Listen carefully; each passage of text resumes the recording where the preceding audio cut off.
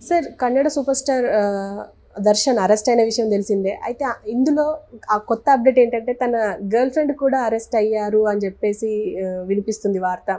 అసలు ఎందుకు సార్ ఇదంతా ఎలా జరిగిందంటారు? నిన్న మనం చెప్పుకున్నాం. బట్ నిన్న మనకు అన్ని విషయాలు ఇంకా పోలీసులు ఇన్వెస్టిగేషన్లో రాలేదు. ఈరోజు మొత్తం ఇన్వెస్టిగేషన్లో ఒక కొలిక్కి వచ్చింది ఈ కేసు. దీంట్లో దర్శన్తో పాటు దర్శన్ గర్ల్ ఫ్రెండ్గా ఉంటున్న పవిత్ర గౌడ ఆమె కూడా అరెస్ట్ అయింది. సో ఆమె కూడా దీంట్లో ఇన్వాల్వ్మెంట్ ఉందని ఆమెను కూడా అరెస్ట్ చేశారు. సో ఇప్పుడు ఓవరాల్గా ఈ కేసును మనం చెప్పుకుంటే దర్శన్ దర్శన్ తూగుదీప శ్రీనివాస్ అతని పూర్తి పేరు. దర్శన్ తూగుదీప అంటుంటారు. దర్శన్ ఒక రకంగా మనం పవన్ కళ్యాణ్తో పోల్చొచ్చు. అంటే అతని హిట్లు ఫ్లాపులకు సంబంధం లేకుండా సినిమాలు అంత క్రేజీగా చూస్తారు జనం అక్కడ. సో దర్శన్కి అటువంటి ఒక క్రేజ్ అక్కడ ఉంటుంది. బట్ దర్శన్ విపరీతంగా వివాదాల్లో గతంలో కూడా అనేక వివాదాల్లో చిక్కుకున్నాడు. ఆ వివాదాల గురించి కూడా నేను తర్వాత చెప్తాను. సో మా దర్శన్ ఏంటంటే చాలా హై బడ్జెట్ సినిమాలన్నీ చేస్తుంటాడు. మన రీమేక్స్ కూడా అక్కడ ఎక్కువ చేశాడు. పోకిరి కూడా అతను అక్కడ రీమేక్ చేశాడు.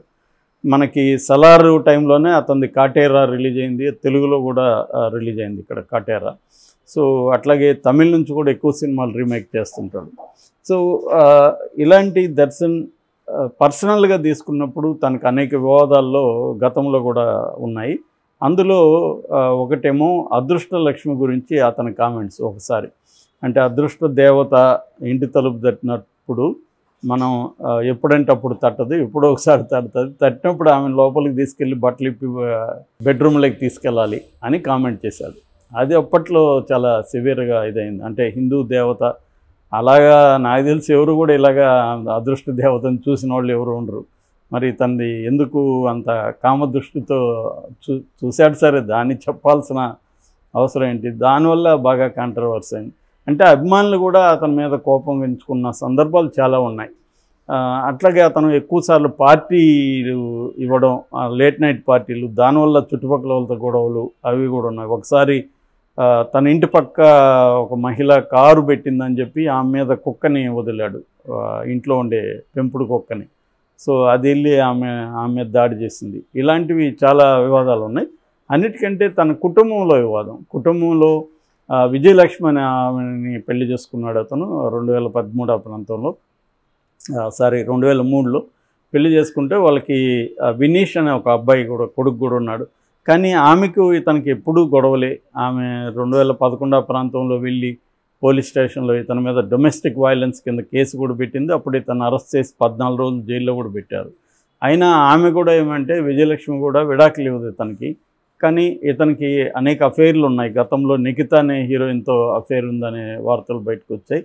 అట్లాగే ఈ పవిత్ర గౌడతో కూడా ఈయనకి అఫైర్ ఉందనేది ఎప్పటి నుంచో ఉంది. ఆమె కూడా పవిత్ర కూడా అప్పుడప్పుడు వీళ్ళిద్దరు ఫోటోలు పెట్టడం, వీళ్ళిద్దరు లవ్ గురించి పోస్టులు పెట్టడం ఇవన్నీ చేస్తుంటుంది. లాస్ట్ ఇయర్ ఫిబ్రవరిలో కూడా వీళ్ళ కూతురు ఉంది, పవిత్రకు కూడా కూతురు ఉంది, ఖుషిత అనుకుంటా, ఖుషి గౌడ.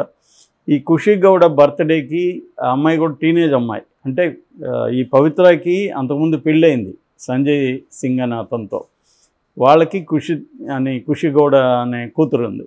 ఈ కూతురు బర్త్డేకి తను వెళ్ళడం, కేక్ కట్ చేయడం, ఆ కూతురుతో సరదాగా డ్యాన్స్ చేయడం, ఇవన్నీ వీడియో తీసి ఆమె పెట్టి మా 10 ఏళ్ల అనుబంధం ఇప్పటికి కూడా బ్రహ్మాండంగా ఉంది అది నేను పెట్టింది. దాని మీద ఆమె భార్య విజయలక్ష్మి మాట్లాడినప్పుడు భార్య కూడా అనేకసార్లు పవిత్ర గురించి మాట్లాడుతుంటుంది. దానికి సమాధానంగా పవిత్ర కూడా మా ఇద్దరి రిలేషన్షిప్ భార్యకి ఎప్పటి నుంచో తెలుసు, ఆమె కూడా ఇట్స్ ఓకే అనింది నాతో అనేకసార్లు, ఇప్పుడు ఎందుకు మరి విమర్శిస్తుందని ఈమె కూడా మాట్లాడింది. ఇలా వీళ్ళిద్దరి ఈ ట్రయాంగిల్ డ్రామా ఏదైతే ఉందో ఇది ఎప్పటి నుంచో కన్నడ సినిమా ఇండస్ట్రీలో, కన్నడ పబ్లిక్ లైఫ్లో ఇది అందరికి తెలుసు. ఇది అప్పుడప్పుడు జరుగుతుంటుంది. అయితే ఇప్పుడు ఒక ఎక్స్ట్రీమ్ స్టెప్ దర్శన్ తీసుకున్నట్టుగా అర్థమవుతుంది. ఇదేంటంటే రేణుకా స్వామి అని ఒక అబ్బాయి, అతను మ్యారీడ్, వాళ్ళ భార్య 5వ నెల ప్రెగ్నెంట్ ఇప్పుడు యాక్చువల్గా. సో ఆ అబ్బాయి సడన్గా అతనిది చిత్రదుర్గ.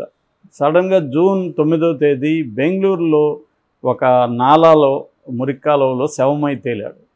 సో ఫస్ట్ పోలీసులు ఏమనుకున్నారు, ఇదేమన్నా ఆత్మహత్య ఏమనుకున్నారు. తర్వాత ఒక 4 వచ్చి పోలీస్ స్టేషన్లో సరెండర్ అయిపోయారు, మేమే ఇతన్ని చంపామని. సో అది పోలీసులు షాక్ అయ్యారు. ఎందుకు చంపారు ఏంటంటే ఫస్ట్ ఏదో గొడవ మాకు వాళ్ళకి అదని చెప్తే పోలీసులు నమ్మలేదు. చిత్రదుర్గలో ఉన్న వాళ్ళకి నీకేంట్రా గొడవ అని వాళ్ళని కొద్దిగా తోమినట్టున్నారు. వాళ్ళు అసలు విషయం చెప్పారు. అదేంటంటే దర్శన్ అభిమాని ఇతను. ఈ రేణుకాస్వామి కూడా దర్శన్ అభిమాని. ఇతను రేణుకాస్వామి ఏం చేశాడంటే ఈ ఇందాక చెప్పిన ట్రయాంగిల్ డ్రామా ఉంది కదా, సో అతను హర్ట్ అయ్యాడు. ఒక అభిమానిగా హర్ట్ అయ్యి నా నా ఆరాధ్య దైవం లాంటి హీరో ఇలా భార్యని ఇబ్బందులు పెట్టి ఆమెతో ఉంది. మామూలుగా ఇలాంటి అఫైర్లు ఎప్పుడైనా ఉమెన్ని నిందిస్తుంటారు, so called the other women. So ఆమెనే నిందిస్తుంటారు. ఇక్కడ కూడా ఇంకొక పవిత్ర కేసులో కూడా మనం వాళ్ళ భార్య శిల్ప నా భర్త మంచోడే కానీ ఆమె చెడిపేసిందని ఇక్కడ కూడా ఆరోపించింది. సో ఇక్కడ కూడా ఈ అబ్బాయి ఏంటంటే ఈ పవిత్ర గౌడేది తప్పు, మా హీరోని చెడగొట్టింది ఈమె, నా హీరో భార్యకి ఈమె నష్టం చేస్తుంది, ఆమెని బాధ పెడుతుంది అని చెప్పి ఈమెకి యాంటీ పోరాటం ఇతను స్టార్ట్ చేశాడు ఈ రేణుకాస్వామి.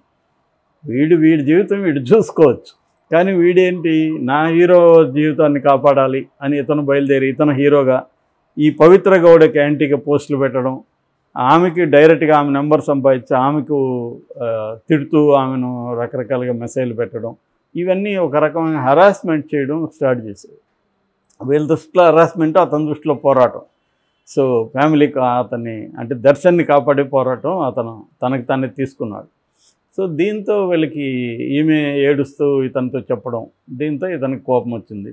మామూలుగా అయితే కోపం వచ్చినప్పుడు ఫస్ట్ సామధాన భేద దండోపాయాలనే ఒక ఉంటుంది, ముందు ఎవరికైనా చెప్పించడం వాడికి, ఇవన్నీ చేశారా లేదా ఇంకా తెలీదు.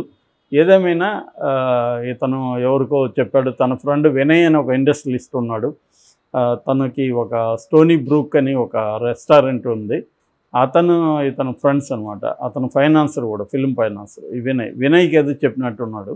సో వినయ్కి హోటల్ ఉంది కాబట్టి కొంత రౌడీలు వీళ్ళతో కొంత సంబంధాలు ఉన్నాయి. అలాగా ఎవరినో ఇతను అపాయింట్ చేశాడు, మీరు వెళ్ళి వాడిని తీసుకురండి అని. సో వీళ్ళు చిత్రదుర్గ వెళ్ళి, ఇతనేమో అక్కడ ఒక అపోలో మందుల షాప్లో పనిచేస్తాడు ఈ రేణుకాస్వామి. అతన్ని పట్టుకొచ్చి ఈ కార్ షెడ్లో, వినయ్ వాళ్ళ కార్ షెడ్లో అతన్ని కొట్టి తీసుకెళ్ళి వేసేసారు. తర్వాత వాళ్ళకి భయం అయింది, వెళ్ళి సరెండర్ అయిపోయారు. అంటే పోలీసులకి ఇది సరెండర్ అయితే కొంత తక్కువ కొడతారు, లేక పట్టుకుంటే ఎక్కువ కొడతారు అని వాళ్ళకి ఏదో ఉంటుంది. అలాగే వెళ్ళి సరెండర్ అయిపోయారు. సరెండర్ అయ్యి వాళ్ళు క్లియర్గా ఏం చెప్పినారంటే దర్శన్ చెప్తేనే మేము చేసామని చెప్పేశారు. అంటే దర్శన్ వీళ్ళతో కూడా మాట్లాడినట్టుగా ఉన్నాడు. సో ఇది చెప్పాడు. సో దీంతో ఇలా చంపేశారు. దర్శన్ ఏమంటున్నాడంటే నేను బెదిరించమని చెప్పాను తప్ప చంపమని లేదని అంటున్నాడు. వాళ్ళు మరేమో చంపమని అంటున్నారు. సో ఇదంతా కోర్టులో తేలాలి. ప్రస్తుతానికైతే ప్రియురాల కోసం దర్శన్ హంతకుడుగా మారాడు అన్న వార్త విపరీతంగా వైరల్ అవుతుంది. దీంతో ఈమె రోల్ కూడా ఉంది. ఎందుకంటే ఈమె ఇన్స్టిగేట్ చేసి, ఈమె గొడవ చేసి అతన్ని నువ్వు ఏదన్నా చెయ్యి అని చెప్పి దర్శన్ని ఈమె ప్రెజర్ పెట్టడం ద్వారానే దర్శన్ ఇది చేశాడు అని పోలీసులు ఆమెను కూడా అరెస్ట్ చేశారు నిన్న.